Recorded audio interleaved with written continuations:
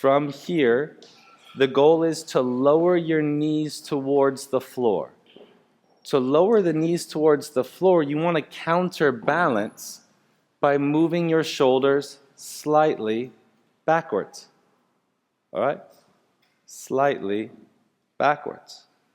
Try to keep the pressure on the big toe mount. That way, when we lift up to the camel preparation position, you're driving from the middle of your femurs to push the hips forward.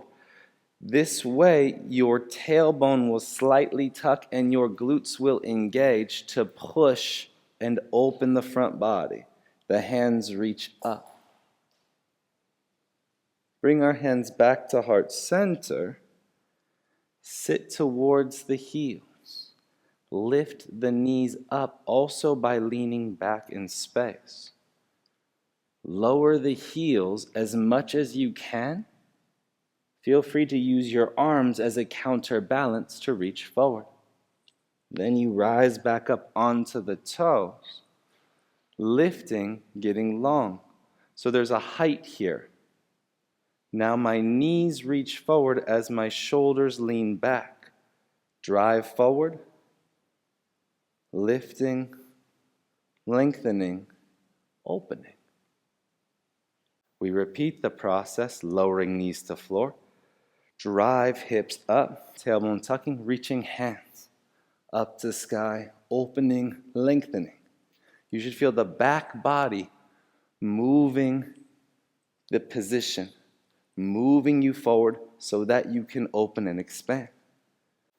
A nice test for your coordination through camel pose in general is going from a folded position, toes tucked or untucked, hands on heels, chin towards floor, into your camel pose without hands shifting position. It's shockingly more tricky than you think, and it's definitely something worth exploring. For dropping the knees to the floor, if you or somebody that you're practicing with, you're working with, you're teaching, is uncomfortable with it, using blocks is really helpful. Also, a blanket out in front where the knees will land is really helpful, not only because it creates a softer landing, but because it creates a target and a slightly more elevated space. The softer landing is not nearly as important as the target and the slightly more elevated space for most people.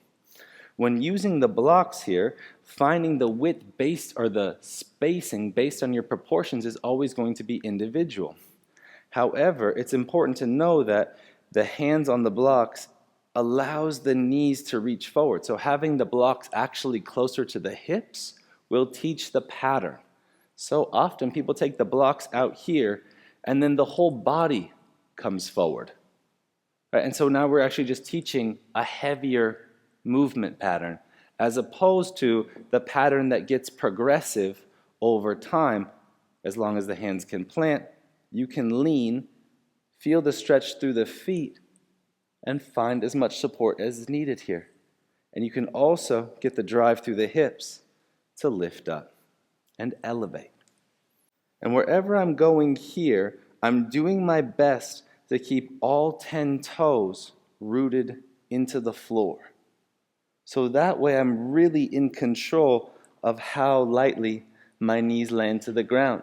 If I'm doing anything to get the knees to the ground, and I'm maybe only on the pinky toe or something like that, I don't have much counter, much strength, or much control to make the movements happen. In each position, you're just focusing on reaching. Additionally, if you're working on the pistol squat portion, holding the block in between your hands can be incredibly valuable because it gets weight forwards. Part of the reason people catch the big toe and they find success in pistol squat is because when you have the big toe, now you have the weight of your arm and the weight of your chest more over the ankle to make the movement occur, right? Because now I'm reaching forward. I'm holding this block out in front of me. And that makes the movement a bit more balanced because now I'm not sitting back to the heel as much. So I'm always thinking about being a straight line from knee to shoulder. So my tailbone tucks initially, and then I contain my upper abdomen. And that's why the cross can help you as a reminder to contain your upper abdomen. When I'm here, as I'm leaning backwards in space, I'm trying to take my vision and my nose with me as I lean back. So I'm not looking down. Because I'm looking down, I'm going to push my chest up. Right, we're trying to stay neutral. Let your head be neutral, so you just lean back, right, and rise up. Okay, lean back, rise up. Okay, and then you get to the one where you hold, and you just hang out, and you're like, life's good. We're kicking it, right? We're having such a good time, you know? So you're there, and then you can elevate out of the position. Yeah? Cool, let's do it.